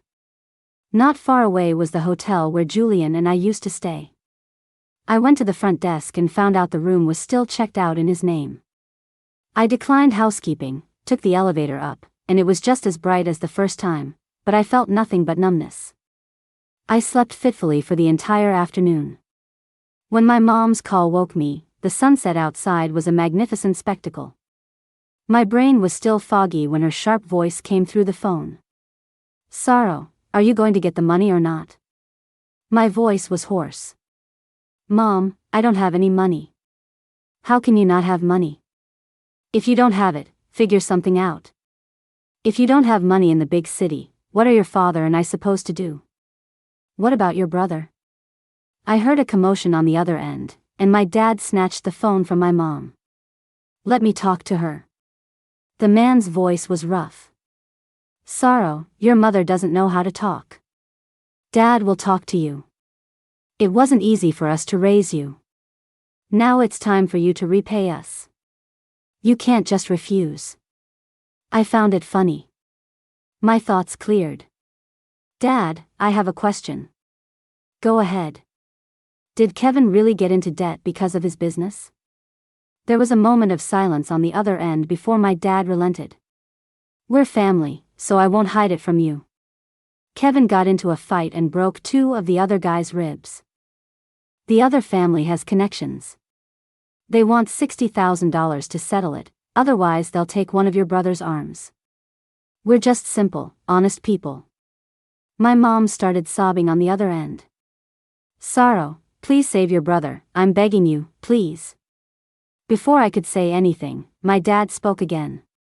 You wouldn't want us to go to your teacher for the money, would you? Or I could just give your school's address to that family. Even if you've graduated, your college professors can't possibly not be able to find you, right? I could barely hear what they were saying. Time was like a rumbling wheel, changing everything and yet changing nothing. I had always ignored the pain, so when the emotions I had pushed to the corner finally surfaced, they seemed to hit with extraordinary force. I wasn't worried about Mrs. Davis. Mark had moved his parents to the city to take care of them last year. He was doing well in his career and was highly regarded by his superiors. No matter how powerful the family Kevin had offended was, they wouldn't dare cause a scene at his door. But, what about me? Could I hide behind the facade of my current life forever? Could I ever escape? The thought slammed into me. A voice screamed in my head, "Run. Go. Wouldn't it be better to just let everything end here?" Leaving the hotel, I got in a car back to Greenwich. Julian called. "Where were you? Why weren't you home?" "That wasn't my home. Just out for a walk." He paused. "I have to go to D.C. for a business trip." I knew. He was going to Washington to attend Mr. Lynn's 80th birthday. There were connections to be made. His mother had said she would arrange for him to get engaged to Mr. Lynn's granddaughter that day. My breathing grew shallow. Coincidentally, I need to go back home, too. Julian was surprised. "You don't have to go back if you don't want to." "I haven't been back in years, it's not right. I also need to transfer my residency here, so I need to get some documents." Neither Julian nor I ate much that evening, so Mrs. Rosa didn't make many dishes. I had no appetite, and neither did he. After dinner, we lay on the sofa and watched a movie. Neither of us knew what it was about. I looked at Julian. He was still the same as when we first met, distinguished, refined, and beautiful. On a whim, I said, "You gave me a ring so long ago. Do you think we'll ever get married?" Julian's body tensed, his gaze on me deepening. After what felt like an eternity, just when I thought he wouldn't answer, Julian's voice came out strained. "Laura, I can't give you an answer right now." At that moment, I thought that sentence was the most graceful end. He was just gently telling me that there was no future for us. And in my heart, I already knew that. Actually, I had never told Julian about my family. Having someone you love gives you a weakness. It was better for him not to know the ugly parts. I was terrified that the respectable facade I had maintained for so many years would be ripped away by them. It was better if he only remembered me as a poor but hard-working girl who had grown into herself with his care. "Still, Laura?" The woman's voice was calm. "Not going to change your name?" "No need. Laura is fine. The person who gave me this name was my savior. I'm already dead. What difference does a name make? There are so many Lauras in the world, he won't go looking for every single one. Besides, my name was Sorrow. Keep this card." Julian's mother said, "It's enough for you to live comfortably for the rest of your life. Don't blame me. Blame your bad luck in the birth lottery." She must have said the same thing to her husband's many other women. That day, a car plunged off a cliff on the way to a small town outside Miami. The vehicle exploded on impact. They said a young girl burned to death inside. The nearby villages all mourned the tragedy. Later, a well-dressed man came, asking everyone he met if they had seen the girl in the photo. He asked for a long time. When he couldn't find any other answers, he went mad, his eyes red. In the end, he collapsed from exhaustion and was carried away. This was my plan. And it was the deal I made with his mother. If I was going to leave, I would leave completely. So completely that I no longer existed in this world. The only way to escape my family was for either them to die or for me to die. Since it had come to this, I might as well satisfy everyone. After I left, my new phone received a text from an unknown number.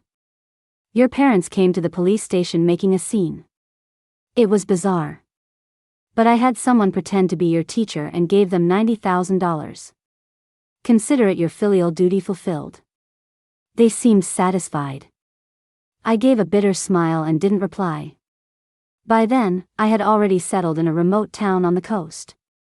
Not far from the city center here. And very close to where Mrs. Davis lived. I saw her once from a distance but didn't dare approach.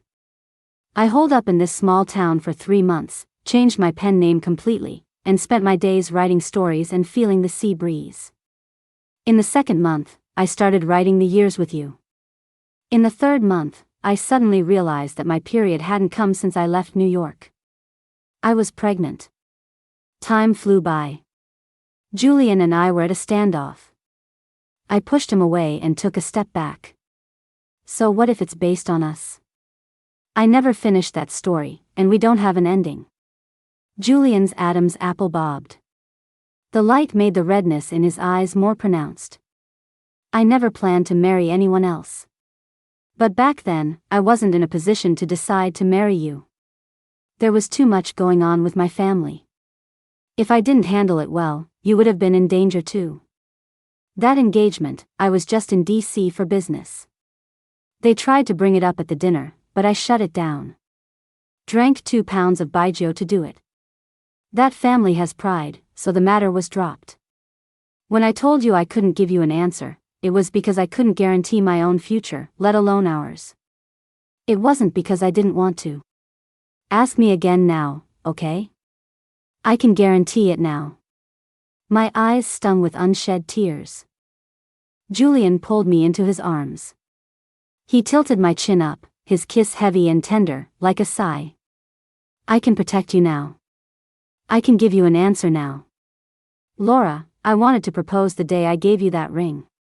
Now, all I'm asking is for you to ask me again. Julian had a business trip to D.C. He asked if I wanted to go. No, Mark's ears perked up. He ran over. D.C.? Uncle, I want to go to Universal Studios. Julian glanced at me and smiled. You're not going? I choked on my words, silent. That day, I didn't give Julian an answer.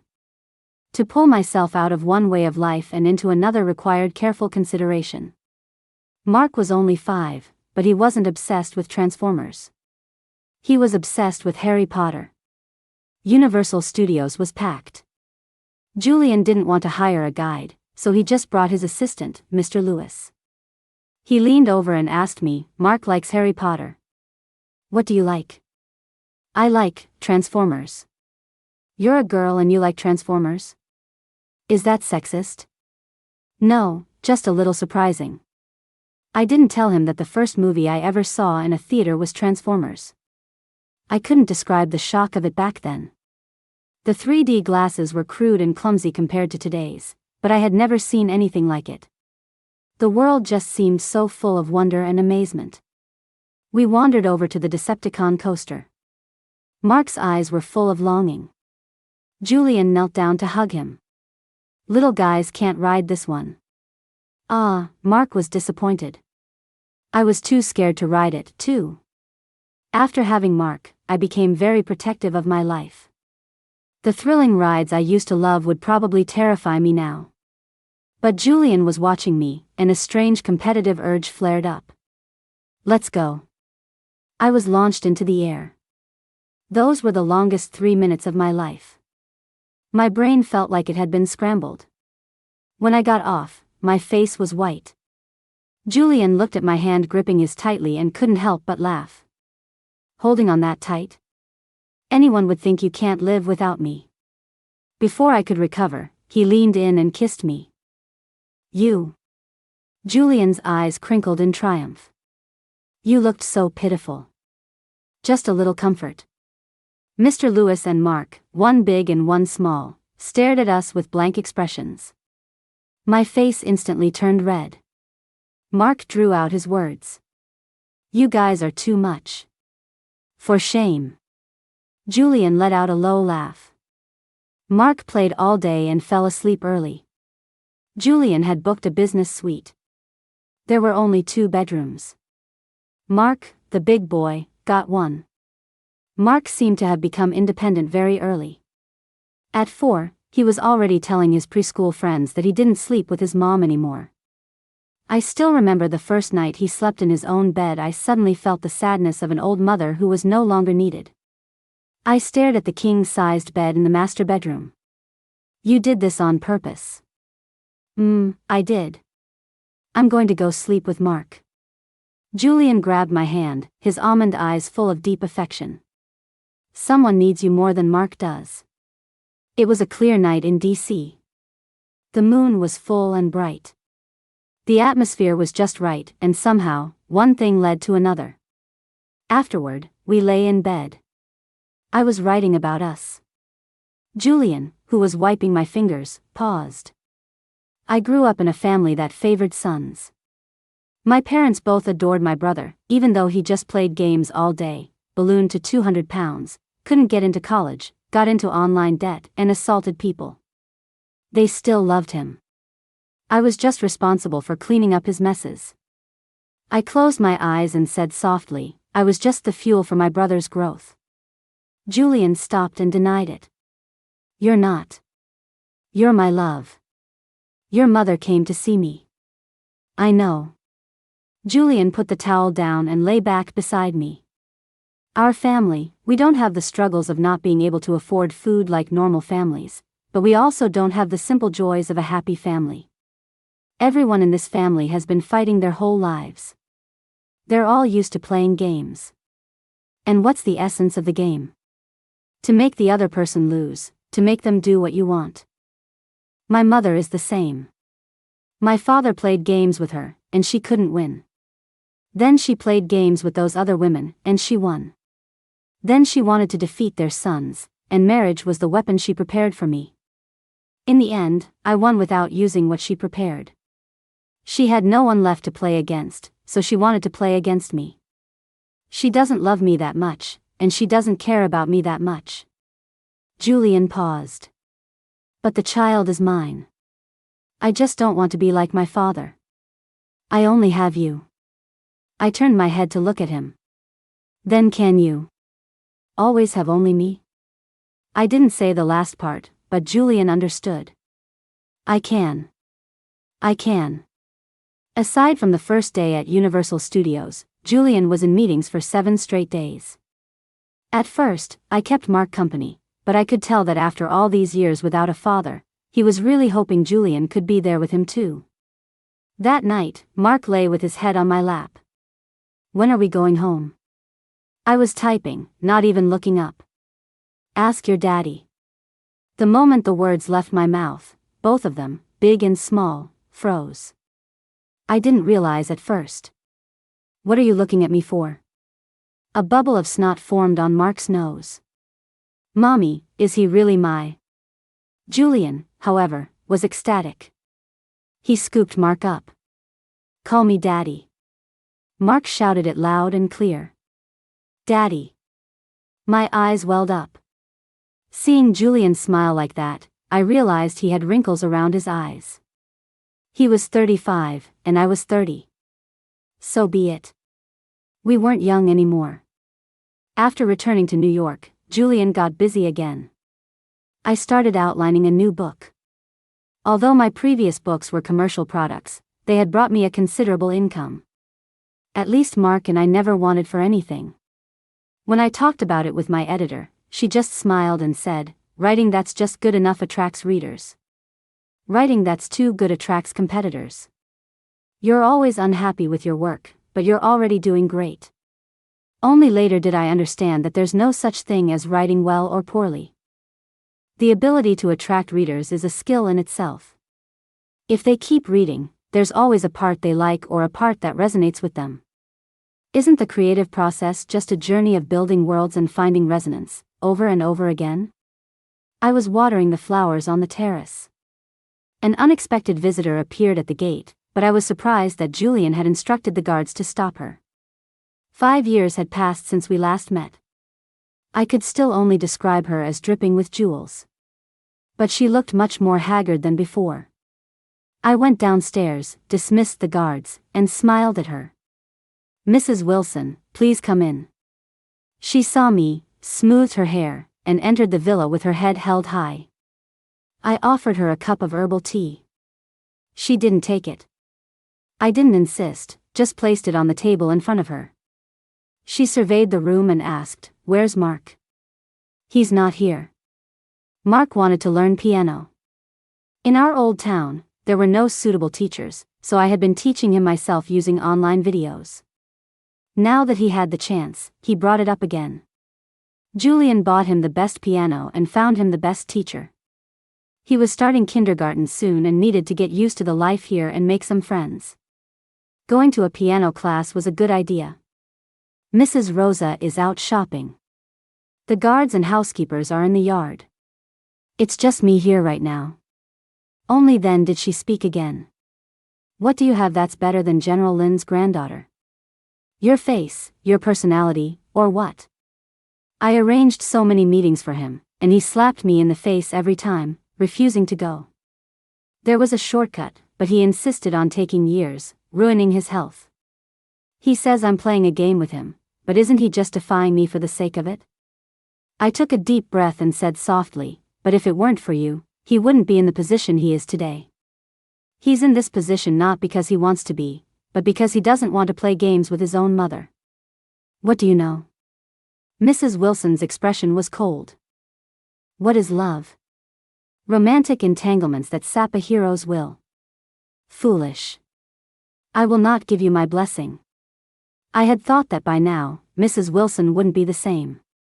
But I had underestimated her competitive spirit. The next day, after picking Mark up from his class, I drove to Julian's company to wait for him for dinner. As I pulled up, an elderly couple and a young man, now half his former size, rushed out from the side. The bodyguards reacted quickly, but my heart froze when I saw the three of them. Tui. My mother spat at me. Having a baby behind our backs, living the high life out here. Shameless bitch. Mark was startled. Mommy.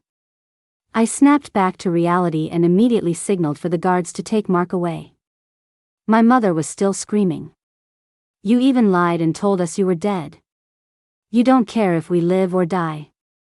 You don't care about your old parents. So ungrateful. So ungrateful. How did our family end up with a useless girl like you? Kevin pretended to hold my mother back while talking to me. Sister, do you know how sad Mom and Dad were when they thought you were dead? How could you lie to us? You're alive and well, how could you pretend to be dead? If I didn't lie, I said, tilting my head up, should I have just waited for you to suck me dry? The guards held them back, so they couldn't get close to me. My mother sat on the ground and started to throw a tantrum. I can't go on. Oh, I just can't go on. We raised her from nothing, brought her all the way from a small town to the big city, and she turns around, latches onto a rich man, and lies to us that she's dead. She doesn't want to take care of us. She doesn't want to support us in our old age. My brother's acting was superb. He was now weeping dramatically. Dad, Mom, don't cry. If sister won't take care of you, you still have me, right? Even though I gave up my chance to study for her, I have my own two hands now. I can work, I'll support you. A crowd had gathered, and people started pointing and whispering. She's so rich but doesn't take care of her family. Look at what she's wearing, and then look at her family. Oh my. I took a deep breath, about to say something, when I saw a car parked not far away. Julian's mother, wearing sunglasses, was watching the show from a distance. Suddenly, someone in the crowd threw an egg. It was summer, but I felt a chill run through me. The broken egg dripped down my skin, its sticky feeling a reminder of something I could never escape. Just like my family. What right do you have? What right do you have to say these things? I snatched the megaphone from a security guard who was trying to maintain order. Who the hell threw that egg? You just listened to one side of the story, is that it? Why don't you look at how they treated me to raise their son? From childhood, my brother had good clothes and good food, while my hands were covered in frostbite. He could go to school whenever he wanted, but I had to beg to go to high school. When I got to college, I had to work to support their son. If I couldn't, I was supposed to go home and get married, because I'd be too old to command a good price. When I didn't give them money, they threatened to go to my benefactor. They even asked me if I could sell myself to raise money for their son's compensation. Am I not taking care of my family? Have I not taken care of them? I held the megaphone, my words tumbling out incoherently. What right do you have to throw things at me? You. An overwhelming sense of injustice washed over me. I wanted to say more, but I was pulled forcefully into an embrace. Julian? Isn't that Julian Wilson? Under Julian's forceful intervention, they were taken to the police station. Kevin had an episode, and that's when I learned he was addicted to drugs. He had sold the house back home and forced my parents to go out and work, nearly pushing them to sell a kidney or their blood. This was the good son who was supposed to carry on their family line. At the same time, a video of the incident at Julian's building was posted online and maliciously amplified. The video only showed the first half, not the second. Everyone believed I had stolen my brother's chance at an education and was ignoring my elderly parents while living a life of luxury. For a time, Julian's name was trending on every platform. This saga of a wealthy family mixed with a morality play was quite a spectacle. Netizens commented that they had never seen anything like it. My personal information was also leaked. I sighed and first called Mrs. Davis. Laura. Mom, I'm sorry I lied to you. It's okay, it's okay. On the other end, Mrs. Davis was sobbing. As long as you're alive, that's all that matters. As long as you're alive, Mom understands. Mark took the phone. Laura, it's okay. As long as you're alive, we saw the news online. Don't worry, we can help you. At first, I didn't know how they could help. But half a day later, I found out. Mrs. Davis had written a letter by hand, and Mark posted it online. The letter chronicled her memories of me, the things we had been through together. It wasn't just her. Many of my teachers and classmates from middle school also came forward. All because I had left such a deep impression on them. My grades were too good, my living conditions were too poor, and my diligence was unforgettable. I looked at Mrs. Davis's handwriting and cried several times. I took a deep breath and told myself that I had to be brave, too. Using my author account, I wrote out my entire life story. At the end, I wrote, "Does a girl really have to die to escape her family? I don't want to be Sorrow. I don't want to be the girl named Welcome Brother, Hope for a Boy, or Worthless. I don't want to be a tool for someone's wish for a son, nor do I want to be the fuel for someone else's growth. I just want to be myself. And I want to deserve happiness, too." After the post went up, many were shocked to learn that this author was Julian's wife and that she had such a legendary story. One reader remembered the book I never finished. "The Years with You is about the author and Julian, isn't it? Will you ever finish it?" I replied, yes. Some were still skeptical. Talks about fighting to escape her family? In the end, she still relied on a man. Julian, who was clearly online 24/7, replied quickly, "She would have been just fine on her own without me. We are together simply because we love each other. And yes, now we have a child." Someone else posted the photo from our day at Universal Studios. "I took this picture because I thought they were a super good-looking and perfect family.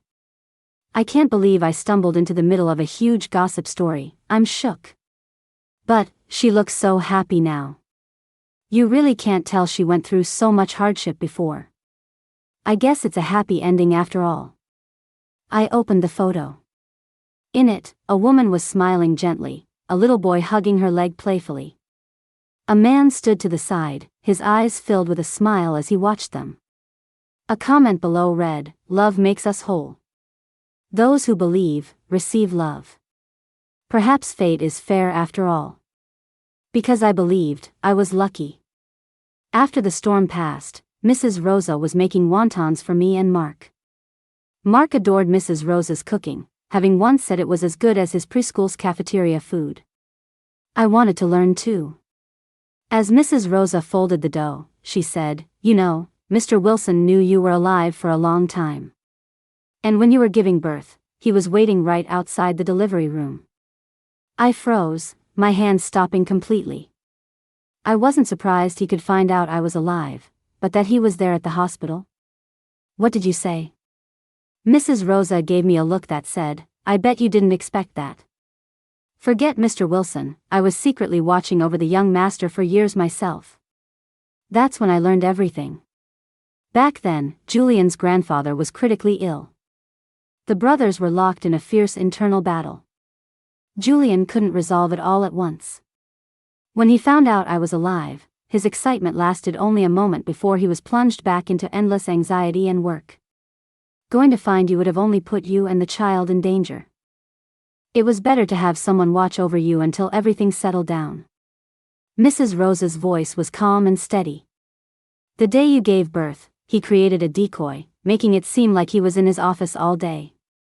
He took only Mr. Lewis, boarded a ferry, and then rented a car. When he came back, his clothes were all wrinkled. I'd never seen him like that, so disheveled and yet so ecstatic. He told me, "Mrs. Rosa, I have a son. I thought he had gone to see you, that he was going to bring you back." But he just shook his head. He devoured a bowl of porridge, and before he went upstairs to clean up, he stood at the bottom of the stairs and said, "I have to clear the snow from my own doorstep before I can be worthy of the one I love." I suddenly thought, I had never seen it snow in New York. There was one time it looked like snow, but it turned into a drizzle as it hit the ground. For the past few years, I've been living just 2 streets away from you. I was even a cook at Mark's preschool cafeteria. I was stunned again. You mean? Do you remember when Mark had that stomach flu? The people Mr. Wilson hired to protect you reported back that Mark was sick and you had taken him to the hospital in the middle of the night. I remembered that day. I later found out there was an issue with the preschool's cafeteria. Many of the kids who ate there that day got food poisoning. It was the first time Mark had been that sick. His little face was so pale, and I was terrified. Later, the parents signed a petition. The preschool found a scapegoat and changed their food vendor. After the new vendor took over, all the parents went to taste the food. The principal was beaming, assuring everyone that the food would be of this quality from now on, and the crisis finally ended. But I never imagined. The new cafeteria vendor was Julian, with Mrs. Rosa. No wonder Mark always said the cafeteria food was so delicious, and that Mrs. Rosa's cooking was just as good as his preschool's. My eyes welled up, and I lowered my head. Mrs. Rosa continued folding the wontons, her voice gentle. "I've never had children of my own. You two must live a happy life together." Kevin was sent to a rehab center. My parents slunk back to our hometown. I didn't ask Julian for help, I hired my own lawyer. The lawyer's professionalism and firmness made it clear to them that the most they would ever get from me was a few thousand a month in alimony. Nothing more. The Years with You, which had been on hiatus for a long time, resumed its updates that fall. Mark started kindergarten. I was worried he wouldn't adapt to the new environment, but his cheerful personality quickly put my fears to rest. After my talk with Mrs. Rosa, I went to pick Mark up from school. Halfway home, I suddenly turned the car around and headed toward Julian's company. I just suddenly wanted to see him. I sent him a text and parked in the underground garage.